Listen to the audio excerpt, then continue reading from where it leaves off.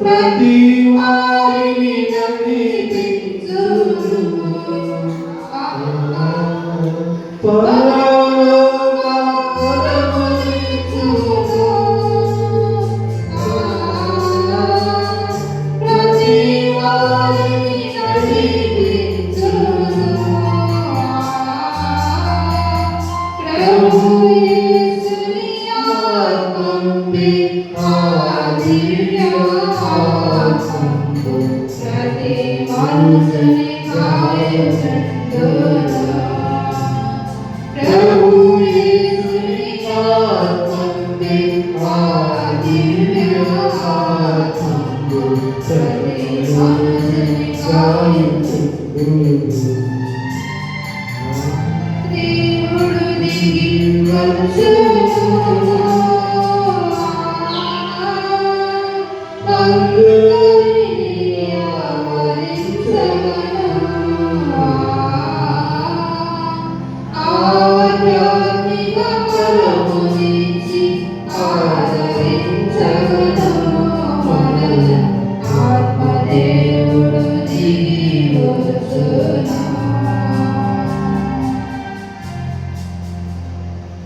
చేతులు జోడించి దివ్య సర్వసాధన ప్రభు సర్వాంతర్యామి సర్వసృష్టికర్త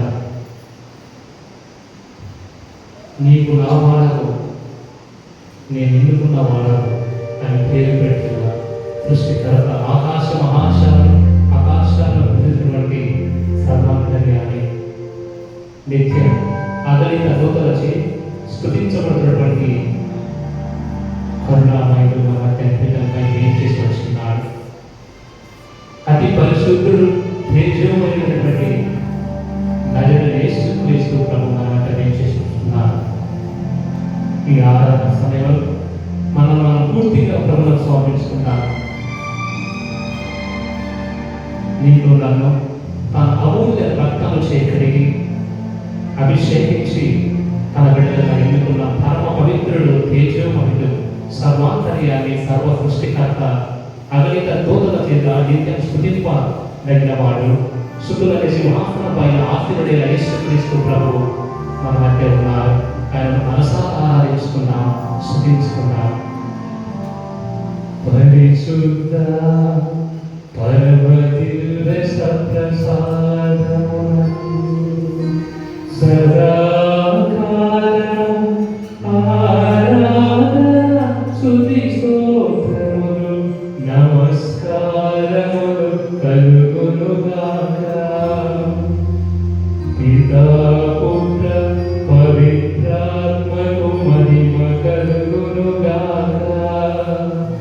ఆదిలో కలుగునట్లు ఇప్పుడును ఎప్పుడును సదాకాలము కలుగునుగాక. పరిశుద్ధ పరమదివ్య సప్రసాదమునకు సదాకాలము ఆరాధన స్తుతి స్తోత్రములు నమస్కారములు కలుగునుగాక. పితా పుత్ర పవిత్రాత్మకు మహిమ కలుగునుగాక. ఆదిలో కలుగునట్లు ఇప్పుడును ఎప్పుడును సదాకాలము కలుగునుగాక.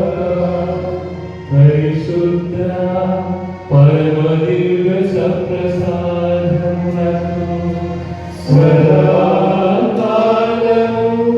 ఆరాధన స్తుతి స్తోత్రములు నమస్కారములు కలుగునుగాక. పితా పుత్ర పవిత్రాత్మకు మహిమ కలుగునుగాక. ఆదిలో కలుగునట్లు ఇప్పుడును ఎప్పుడును సదాకాలము కలుగునుగాక. సదాకాలము కలుగునుగాక.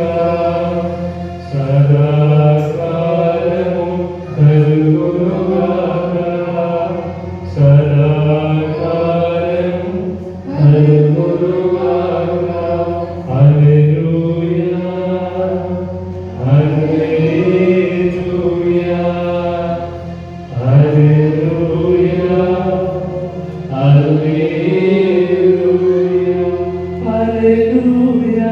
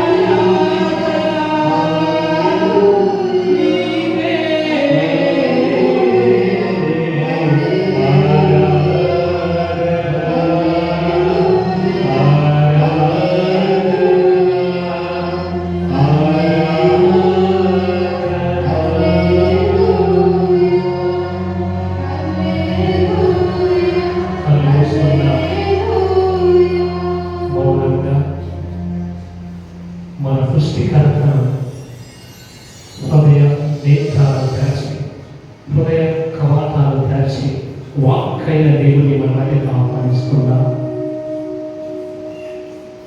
జీవన సర్వేశ్వర, మమ్మల్ని ఎన్నుకున్న దేవా, మమ్మల్ని కాపాడుతున్న దేవా, మమ్మల్ని నడిపిస్తున్న దేవా, నీకు స్తుతి, ఆరాధన, మహిమ. స్తుతులకు పాత్రుడా, సర్వాంతర్యామి, దివ్య ప్రసాద ప్రభువా, ఈ ఆదివారం రోజున అద్భుతమైనటువంటి వాతావరణం పరిస్థితులలో మమ్మల్ని సమావేశపరిచే స్తుతులు, ఆరాధన, స్తోత్రాలు తెలుస్తున్నాం ప్రభువా. ఈ ఆరాధన సమయంలో మాకు మాట్లాడండి, నీ దాతుల ద్వారా మాతో మాట్లాడండి.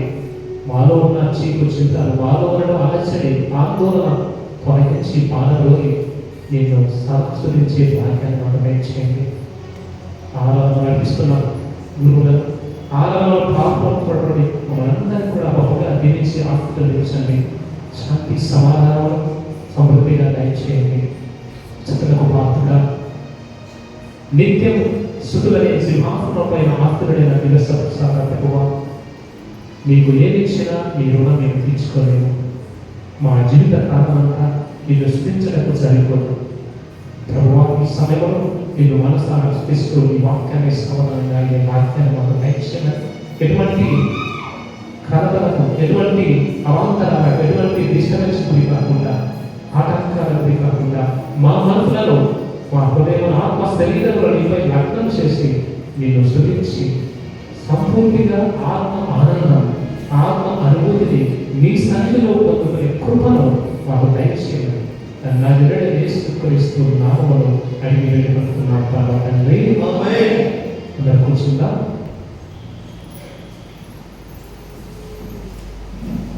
నేను ఈ యొక్క ఆరాధన వాక్యాన్ని అందించడానికి తదుపరి పూజలో మనందరి కోసం ప్రార్థన చేయడానికి నేను మనతో ఉన్న వారు గురుశ్రీ నాగిపోగు రాజేంద్ర కుమార్, వారిని ప్రేమపూర్వకంగా సాధారణంగా మన మధ్యకు ఆహ్వానిస్తున్నాము.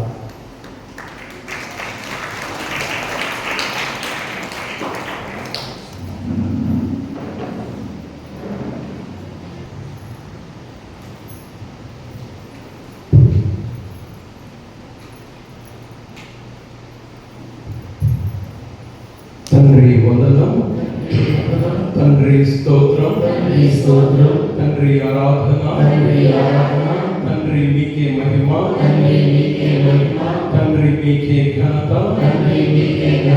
యేసువా వందనం, యేసువా స్తోత్రం, యేసువా ఆరాధన, యేసువా మీకే మహిమ, యేసువా మీకే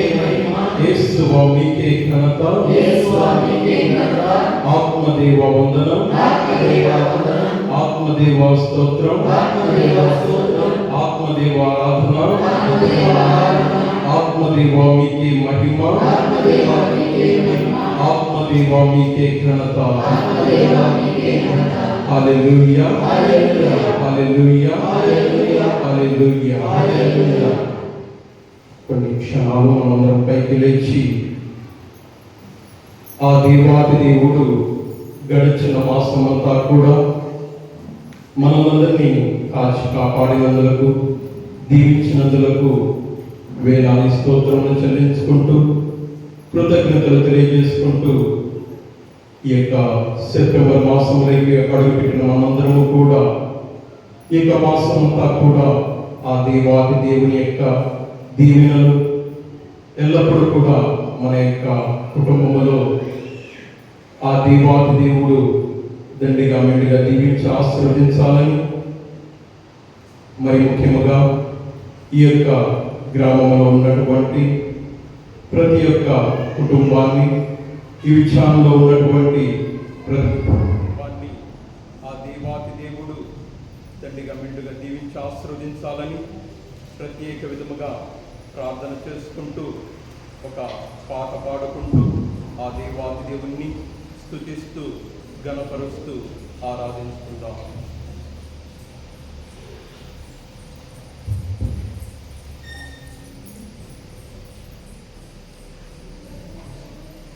ఆరాధనా, ఆరాధనా, ఆరాధనా,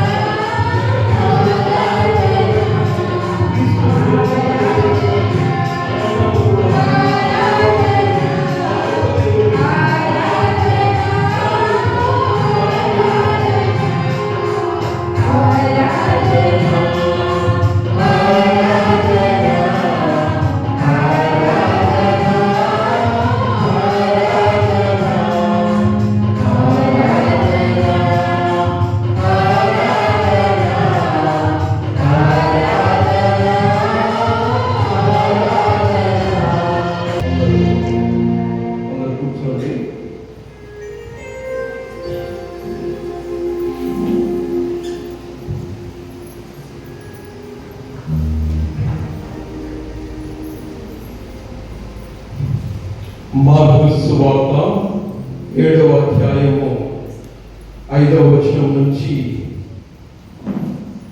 12వ వచనం వరకు. కనుక పరిసయ్యులు ధర్మశాస్త్ర బోధకులు తమ శిష్యులు పూర్వుల సాంప్రదాయములను లెక్క చేయక మలిన హస్తములతో భుజించుతున్నారేమి అని యేసును ప్రశ్నించిరి. అందుకు ఆయన వారితో, కపట భక్తులారా, మిమ్ము గూర్చి యెషయా ప్రవక్త ఎంత సూటిగా ప్రవచించెను. ఈ జనులు కేవలము నన్ను పెదవులతో పొగడెదరు, కానీ వీరి హృదయములు నాకు దూరముగా ఉన్నవి. మానవులు ఏర్పరిచిన నియమములను దైవ ప్రబోధములుగా బోధించుచున్నారు. కావున వారు చేయు ఆరాధన వ్యర్థము. దేవుని ఆజ్ఞను నిరాకరించి మానవ నియమములను అనుసరించుతున్నారు అని పలికెను.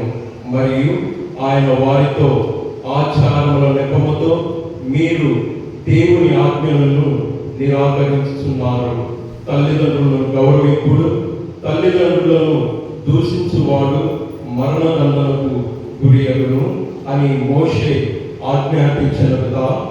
ఎవడేని తన తండ్రితో కానీ తన తల్లితో కానీ నా నుండి మీరు పొందవలసినది దైవార్పితమైనది అని చెప్పినచో అట్టి వాడు తన తండ్రిని కానీ తల్లిని కానీ ఆదుకునే అవసరం లేదని మీరు బోధించుతున్నారు. ఈ రీతిని మీరు పూర్వ సంప్రదాయమును అనుసరించు నెపమున దైవ వాక్కుని అనాధారము చేయించున్నారు.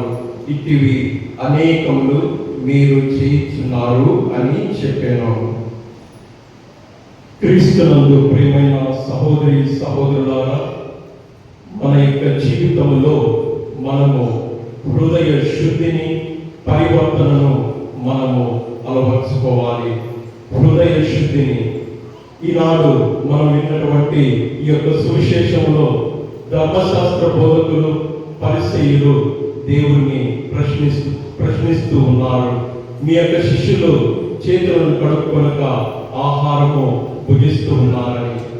మరి ధర్మశాస్త్ర బోధకులు పరిసయ్యులు వారు ఎంతో జ్ఞానము కలిగినటువంటి వారు, ఎంతో ధర్మశాస్త్రాన్ని తూచ తప్పకుండా పాటించేవారు. కానీ వారి యొక్క జీవితాలు వాటికి వ్యతిరేకంగా ఉండేవి.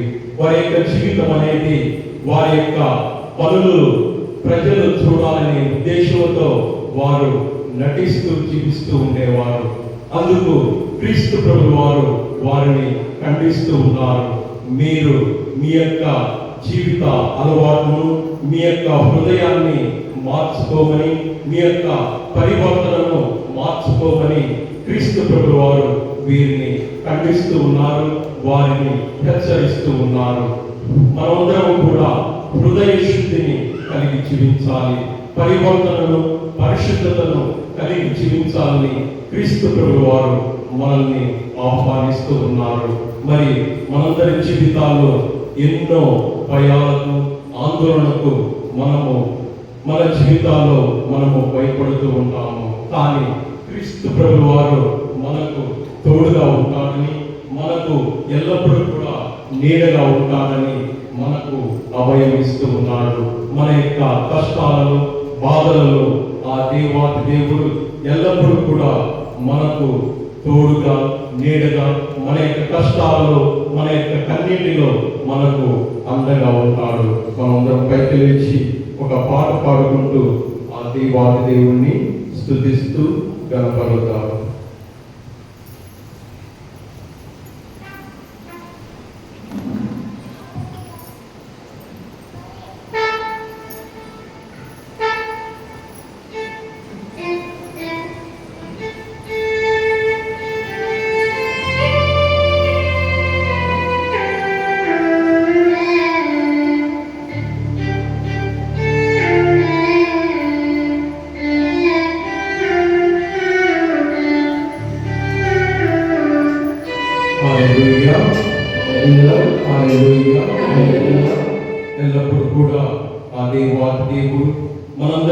జీవితాల్లో తోడుగా నీడగా ఉండాలని, ఎటువంటి భయాలకు లోను కాకుండా ఆ దేవాది దేవుణ్ణి విశ్వసిస్తూ మన యొక్క జీవితాల్లో మనము అడుగు వేసినప్పుడు ఆ దేవాది దేవుడు ఎల్లప్పుడూగా తోడుగా ఉంటాడని, ఆ దేవాది దేవుడు మనకు అభయాన్ని ఇస్తూ ఉన్నాడు.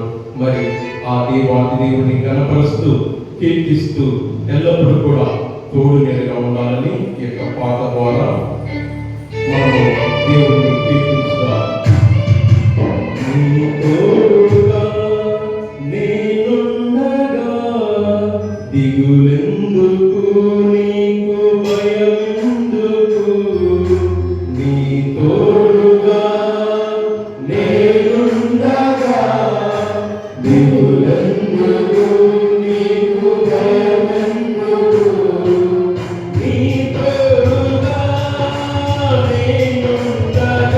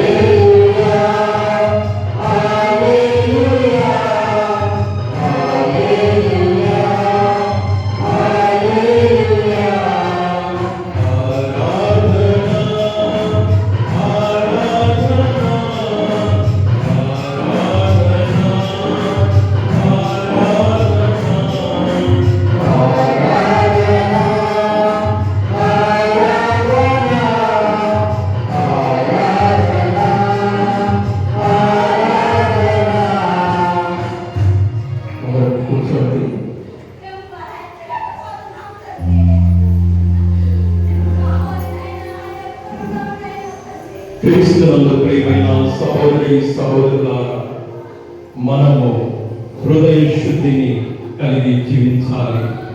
ఒకసారి ఒక పిల్లవాడు, చిన్నవాడు తన తల్లితో అంటూ ఉన్నాడు.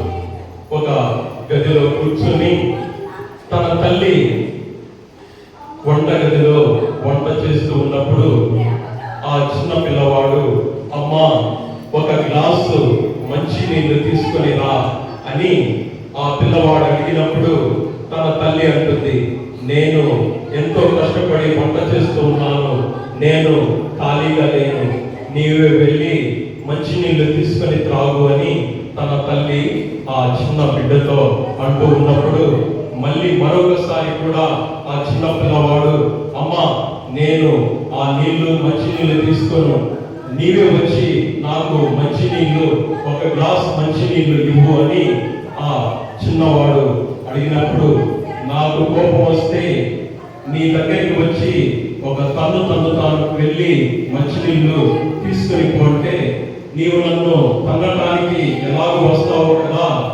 మరి నన్ను తన్నేయడానికి వచ్చేటప్పుడు ఆ గ్లాస్తో మంచినీళ్ళు తీసుకొని రా అని ఆ చిన్నవాడు తన తల్లితో అంటూ ఉన్నాడు. అవును ప్రియమైన సహోదరి సహోదరులారా, ఈ యొక్క బిడ్డ ఎలాంటి వాడంటే సోమరి వాడు, హృదయ శుద్ధి లేనటువంటి వాడు. మరి అది హృదయ శుద్ధిని మనము తెలుసుకోవాలంటే మరి యొక్క ఒక ఉదాహరణ చెబుతాను. ఫాదర్ దగ్గరికి, ఒక గురువు దగ్గరికి ఒక యువకుడు వచ్చి, ఫాదర్ గారండి, నేను ప్రతిరోజు కూడా ఎన్నో శోధనలకు నేను గురి అవుతూ ఉన్నాను, సాతాను నన్ను ఎన్నో శోధనలకు నన్ను గురి చేస్తూ ఉంది, ఈ యొక్క శోధన నుంచి నేను బయటపడటానికి ఏమైనా అవకాశం ఉందా అని ఫాదర్ గారిని అడిగినప్పుడు ఆ యువకుడితో ఫాదర్ గారు, నీవు రేపు 9 గంటలకు నా దగ్గరికి రా, నీకు శోధన రాకుండా చేస్తానని చెప్పినప్పుడు ఆ యువకుడు తిరిగి ఇంటికి వెళ్ళి ఉదయాన్నే 9 గంటలకు రమ్మన్నటువంటి ఫాదర్ గారు ఈ అబ్బాయి 10 గంటలకు ఫాదర్ దగ్గరికి వచ్చి, ఫాదర్ గారండి, మరి నాకు శోధనలు వస్తూ ఉన్నాయి, సైతాను నన్ను శోధిస్తూ ఉంది, మరి ఈ యొక్క శోధన నుంచి నేను బయటపడటం ఎలా అని ఆ వ్యక్తి అడిగినప్పుడు, సరే ఈ యొక్క చర్చి కుడి ప్రక్కన ఇటుకలు ఇసుక ఉన్నాయి, అవన్నీ కూడా ఎడమ ప్రక్కన, చర్చికి ఎడమ ప్రక్కన పోసి నీవు తర్వాత రమ్ము అని చెప్పినప్పుడు ఆ వ్యక్తి ఆ ఇటుకలను ఆ ఇసుకలందరినీ ఎడమ ప్రక్కకి చేర్చే లోపల మధ్యాహ్నం అయింది.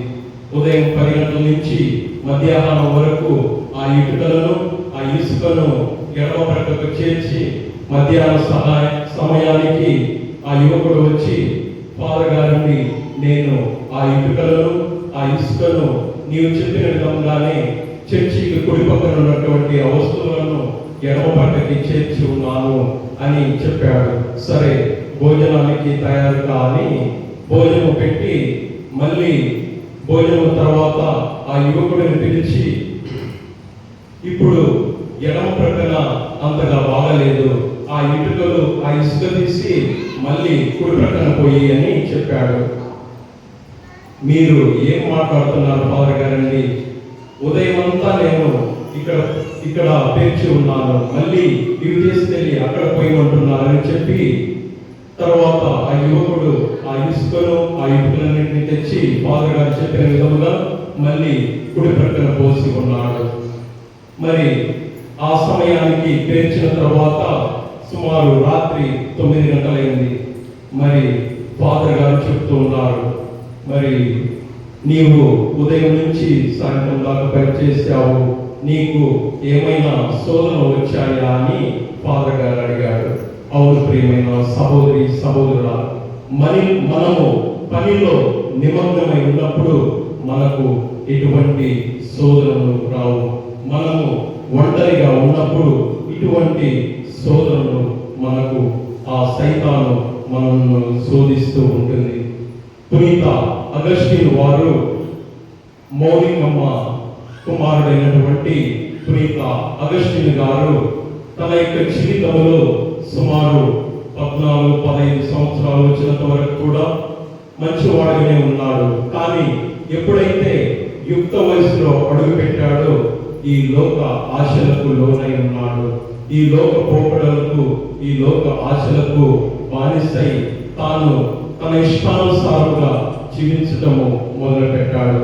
అప్పుడు పునీత అగస్టిన్ గారి కోసము పునీత మోనికమ్మ గారు ఎంతో శ్రద్ధతో, భక్తితో తన కుమారుణ్ణి మార్చమని ఆ దేవుణ్ణి వేడుకుంటూ ఉంది.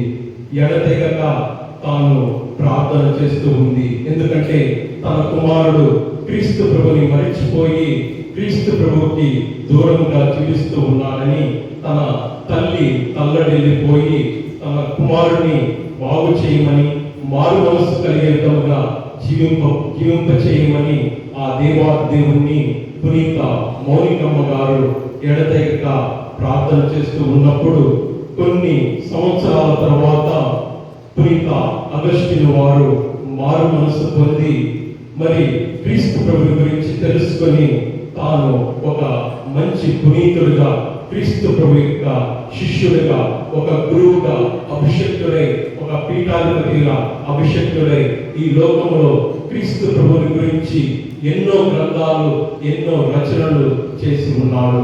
అవును ప్రియమైన సహోదరి సహోదరులారా, మారు మనస్సు మనము పొందగలగాలి. మన యొక్క జీవితంలో మనము ఎప్పుడైతే మనము మారు మనస్సు పొందుతామో ఆ దేవుడు మనల్ని, ఆ దేవుడు దీవిస్తాడు, ఆశిస్తాడు, మరి ఆశీర్వదిస్తాడు.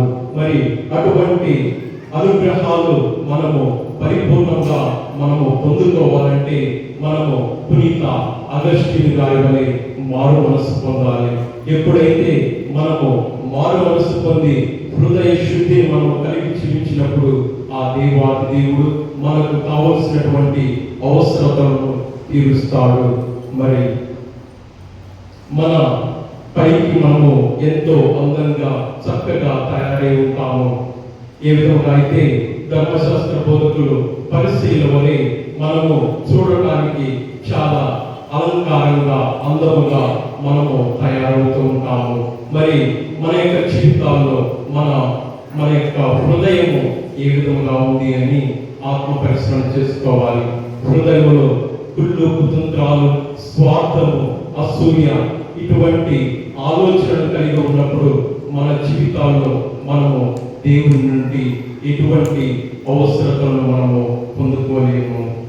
మనము ఎవరి గురించైనా చెప్పేటప్పుడు ఇతను చాలా మంచివాడు, కానీ తర్వాత ఏది వస్తుందో అది మనము రానియకుండా చేయాలి. ఈ వ్యక్తి చాలా మంచివాడు, కానీ అనేది రానియకుండా చేయాలి. కానీ అనేది ఒక హాని అంటారు, కానీ అనేది ఒక పూని అంటారు.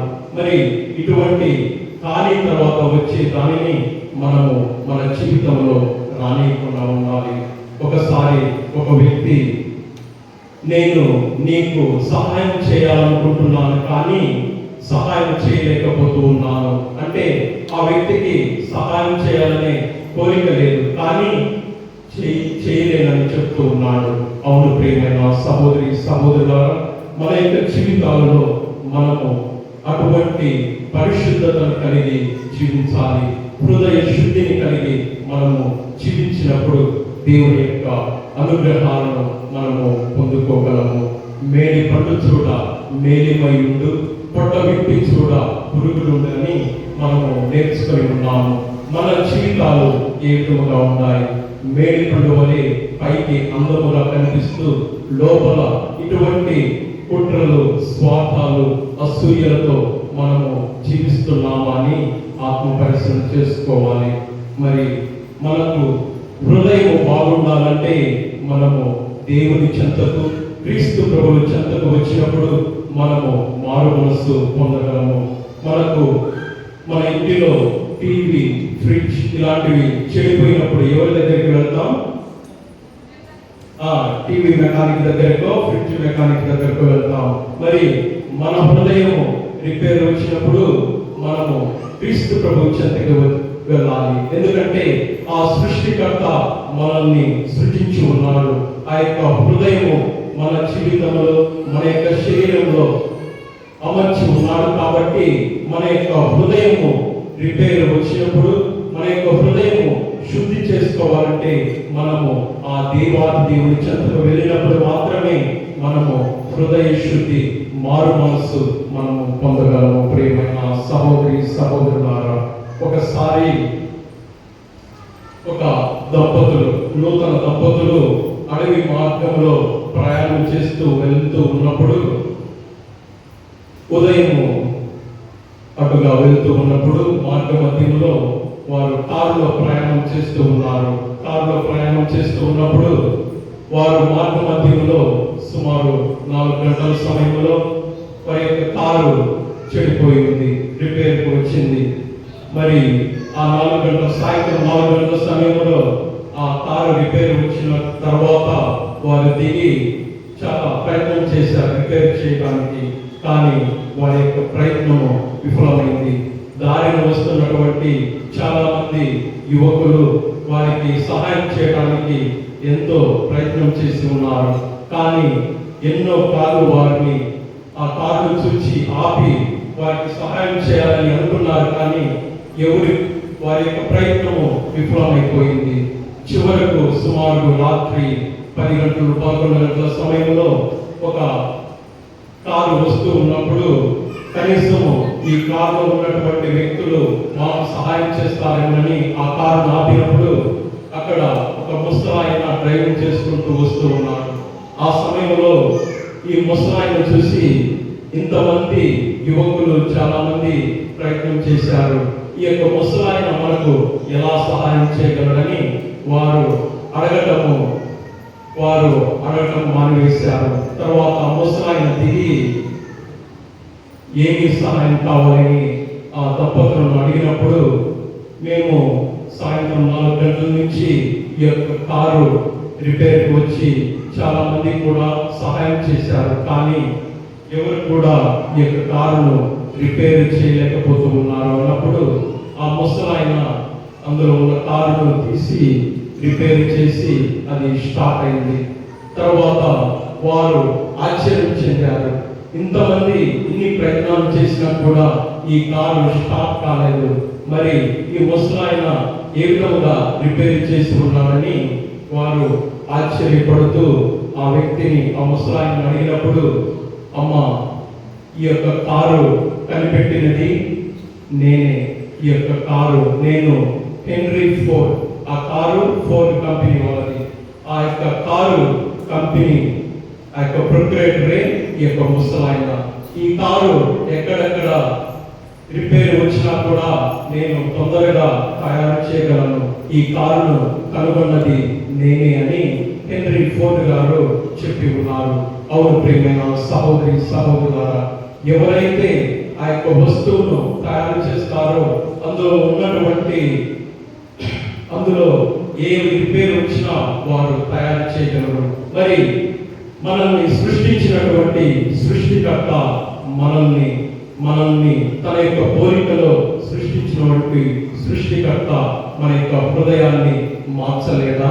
మన యొక్క హృదయాన్ని ఆ దేవాది దేవుడు మనల్ని శుద్ధి చేయలేదా అని ఆత్మ పరిశీలన చేసుకోవాలి. ఆ దేవాది దేవుడు మన అందరి జీవితాల్లో ఒక హృదయ శుద్ధి కలిగి జీవించాలని ఈనాడు మనకు తెలియజేస్తూ ఉన్నాడు. మరి హృదయ శుద్ధితో క్రీస్తు ప్రభు చెంతకు వచ్చినప్పుడు ఆ దేవాది దేవుడు మనకు అనుగ్రహాలను ఇస్తాడు. మరి ఒకసారి పైకి లేస్తూ ఆ దేవాది దేవుడిని స్తుతిస్తూ ఆరాధించుకుంటాం.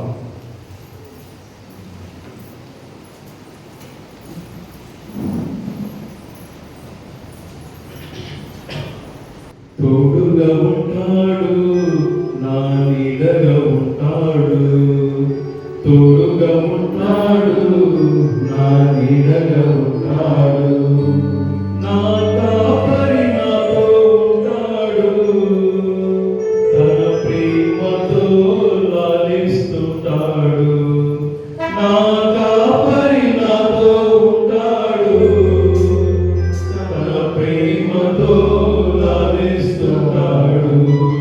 యేసయ్యా యేసయ్యా యేసయ్యా నా యేసయ్యా యేసయ్యా యేసయ్యా యేసయ్యా నా యేసయ్యా నా కాపరి నాతో ఉంటాడు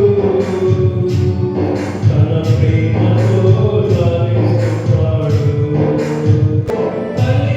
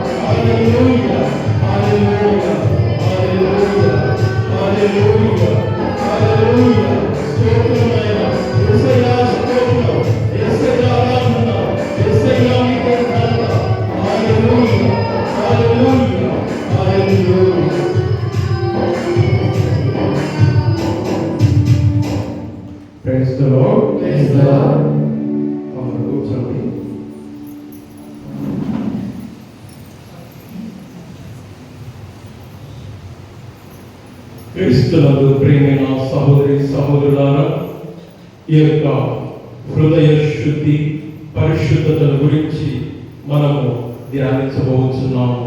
ఈ యొక్క పరిశుద్ధతను మనము ధ్యానించబోతుండగా మనము ఈ యొక్క వారంలో మరియ తల్లి యొక్క జన్మదిన మహోత్సవాన్ని మనము కొనియాడబోతూ ఉన్నాము.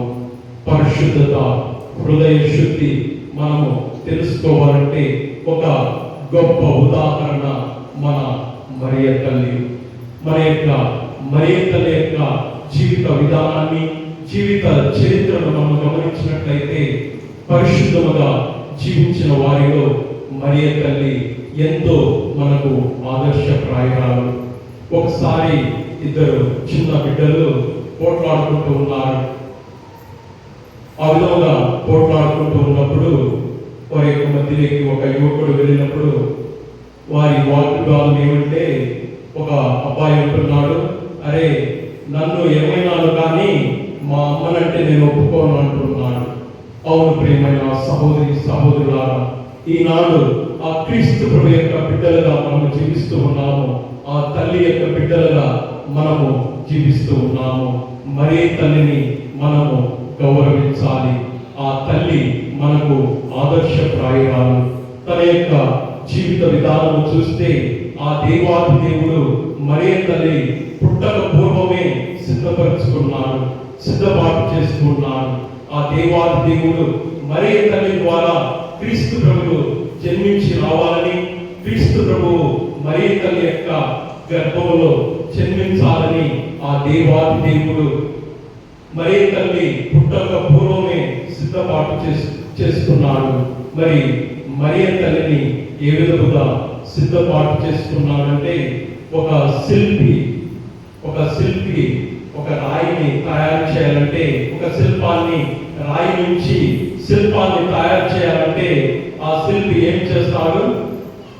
తాను ఎన్నో ఆలోచనలు కలిగి ఈ యొక్క రాయిని ఎటువంటి శిల్పముగా మార్చాలి, అందమైన శిల్పముగా మార్చాలి, ఒక ఆహ్లాదకరమైనటువంటి శిల్పముగా నేను తయారు చేయాలని ఆ యొక్క శిల్పి ఏ విధముగా అయితే తాను ఎన్నో ఆలోచనలు కలిగి ఆలోచిస్తాడో, అదే విధముగా ఆ దేవాది దేవుడు తన ఏకైక కుమారుడైనటువంటి క్రీస్తు ప్రభువాన్ని ఈ లోకానికి పంపించాలంటే ఒక ఆదర్శమైనటువంటి పరిశుద్ధత కలిగినటువంటి హృదయ శుద్ధి కలిగినటువంటి స్త్రీని ఈ లోకంలో జన్మింపచేయాలని ఆ దేవాది దేవుడు మరియ తల్లి పుట్టక పూర్వమే ఆ దేవాది దేవుడు సిద్ధపాటు కలిగి ఉన్నాడు. మరి అటువంటి గర్భంలో క్రీస్తు ప్రభువు వారు ఈ లోకానికి వచ్చి ఉన్నాడు. అటువంటి పరిశుద్ధతగా జీవించిన తల్లి మరి మన యొక్క మరియ తల్లి. ఆ విధముగా అన్నమ్మ స్వాకీమలో అనే దంపతులకు చాలా సంవత్సరాల తర్వాత మరియ తల్లి వారికి జన్మించి ఉంది. చిన్నప్పటి నుంచి కూడా మరియ తల్లి తన యొక్క జీవిత విధానంలో భక్తి శ్రద్ధలతో దేవునికి చిత్తానుసారంగా తన చిన్నప్పటి నుంచి కూడా భక్తి శ్రద్ధలతో జీవించి ఉన్నది. తన యొక్క తల్లిదండ్రులైనటువంటి అన్నమ్మ స్వాకీమలకు ప్రియమైన కుమార్తెగా చాలా సంవత్సరాలకి ఆ దేవాది దేవుడు మరియ తల్లిని వారికి ప్రసాదించి ఉన్నాడు. మరియ తల్లి చిన్నప్పటి నుంచి కూడా భక్తి శ్రద్ధలతో కలిగి జీవించి ఉన్నది. మరి ఆ విధముగా యుక్త వయసులోకి వచ్చినప్పుడు గబ్రియేలు దూత ద్వారా తాను పవిత్రాత్మ శక్తి చేత ఆమె గర్భము ధరిస్తూ ఉందని చెప్పినప్పుడు మరియ తల్లి దేవుని యొక్క చిత్తాన్ని శిరస వహించి ఉన్నది. అవును ప్రియమైన సహోదరి సహోదరులారా, ఎన్ని కష్టాలు వచ్చినా, ఎన్ని బాధలు వచ్చినా ఆ దేవాది దేవుడు నా యందు ఉంటాడని మరియ తల్లి ప్రగాఢముగా దృఢముగా విశ్వసించి దేవుని యొక్క చిత్తానుసారముగా తాను జీవించగలిగింది. ఆ విధముగా పవిత్రాత్మ శక్తి చేత మరియ తల్లి తాను మనకు లోక రక్షకునికి జన్మనిచ్చి మనకు రక్షణను కల్పించడానికి మరియ తల్లి మనకు దోహదపడింది. మరియ తల్లిని చాలా మంది కూడా మూర్ఖులు ఆ మరియ తల్లిని పూజిస్తారు అని అంటూ ఉంటారు. కానీ మనము పూజించడం లేదు, గౌరవిస్తాము. ఎందుకంటే క్రీస్తు ప్రభు 9 మాసాలు మరియ తల్లి యొక్క పరిశుద్ధ గర్భములో 9 మాసాలు తల్లి మరియా క్రీస్తు ప్రభు వారిని మోసి ఉన్నది. మరి అటువంటి మహాపరిశుద్ధుడైనటువంటి క్రీస్తు ప్రభు వారు జన్మించాలంటే పరిశుద్ధమైనటువంటి గర్భము ద్వారా మనకు క్రీస్తు ప్రభు వారు వచ్చి ఉన్నారు. మరి అటువంటి పరిశుద్ధత కలిగినటువంటి మరియ తల్లిని మనము గౌరవించాలి, మన యొక్క తల్లిగా మనము గౌరవించాలి.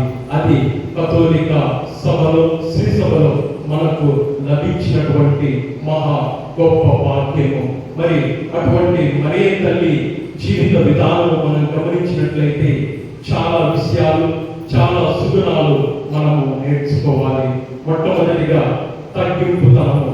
మరియ తల్లి యొక్క జీవితంలో చాలా తగ్గింపు కలిగి జీవించి ఉన్నది. ఆమె తాను లోకరక్షకుడికి, దేవాది దేవుడికి తల్లి అని తాను గర్వపడలేదు. మరి ఈ లోకంలో ఒక పేదరాలుగా జీవించి ఉన్నది. పేదరాలుగానే తాను ఈ లోకంలో నాకు అవి కావాలి, ఇవి కావాలని తన కుమారుడి కానీ తన కోసము తాను ఏమి అడిగినట్టు చరిత్రలో లేదు. మరి అటువంటి మరియ తల్లి జీవిత విధానం ద్వారా మనము తగ్గింపుతనాన్ని మనము కూడా అలవర్చుకోవాలి. అటువంటి తగ్గింపుతనాన్ని మనము జీవించగలిగితే ఆ దేవాది దేవునికి మనము దగ్గర కాగలము. అదే విధముగా విధేయత కలిగి జీవించాలి.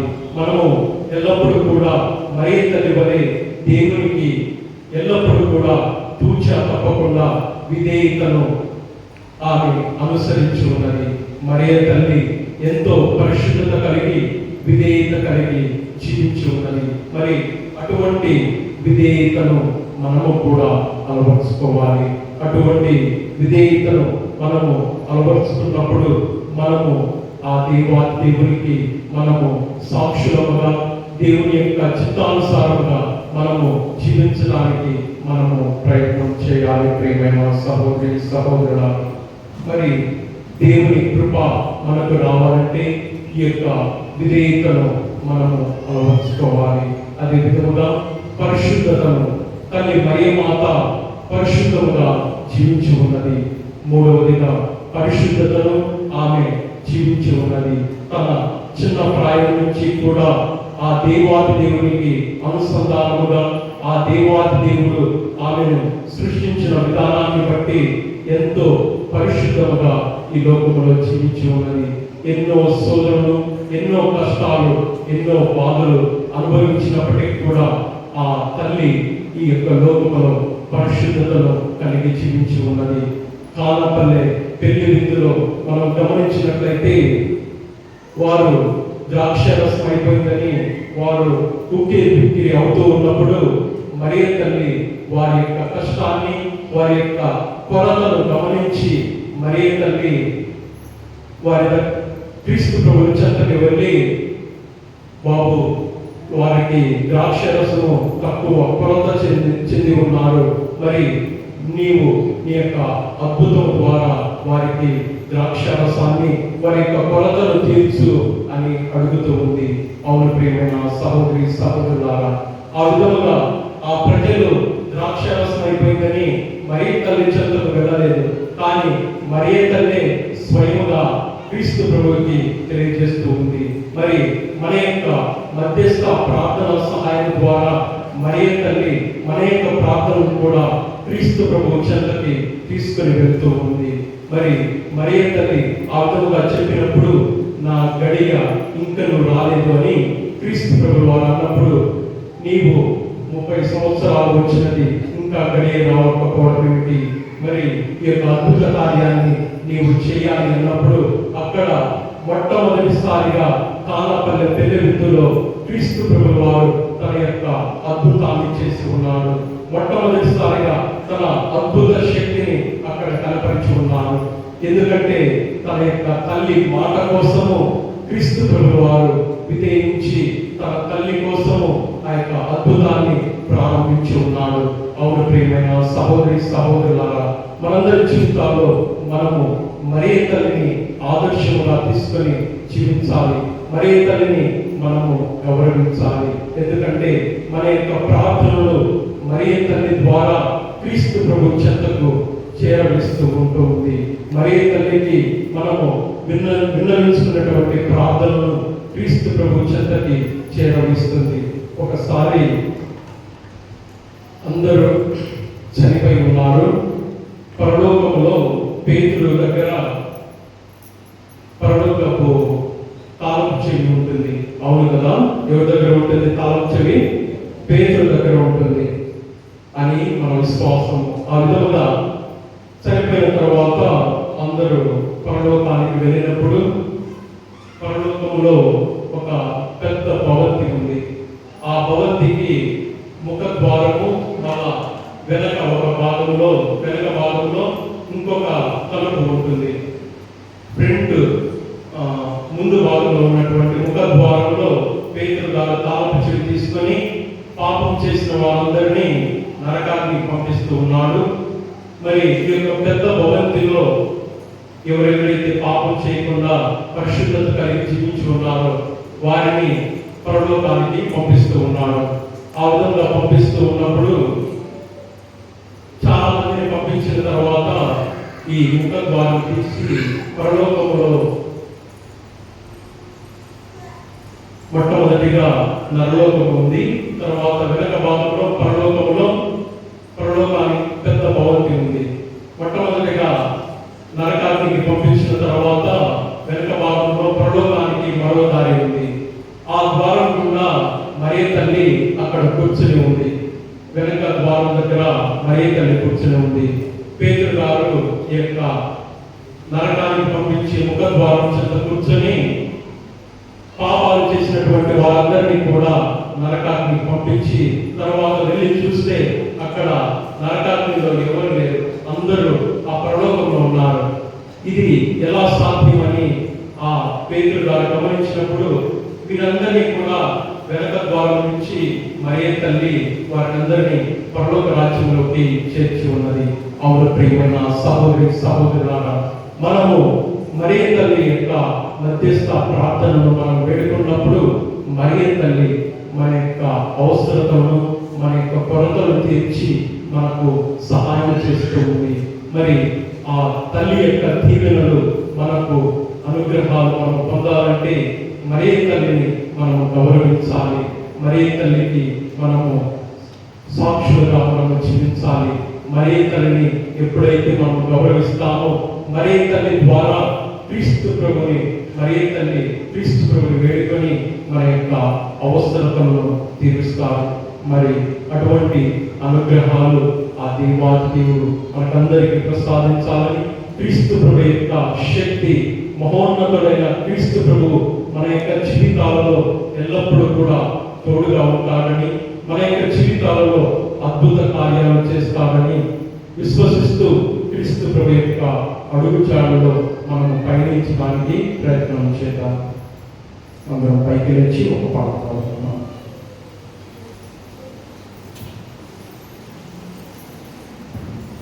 హల్లెలూయా, హల్లెలూయా, హల్లెలూయా, హల్లెలూయా. నీ మాటకు బలమున్నది యేసయ్యా, యేసయ్యా బలమున్నది. నీ మాటకు బలమున్నది యేసయ్యా, యేసయ్యా బలమున్నది. గలిలయ సంద్రము పయనందున ఒకనాడు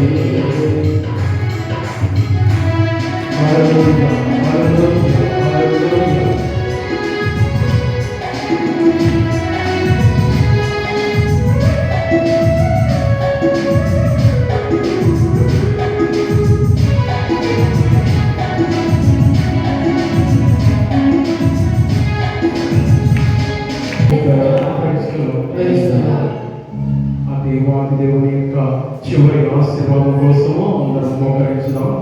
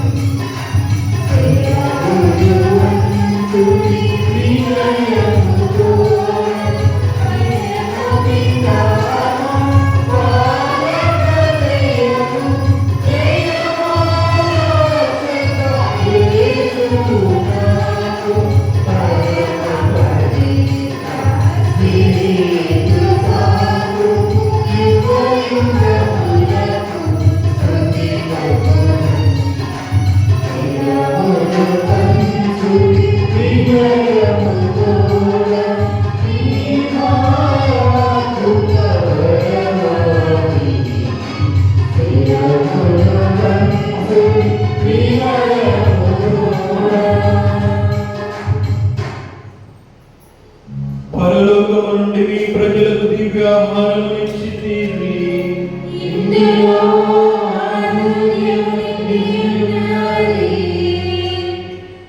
ప్రార్థించుదాము.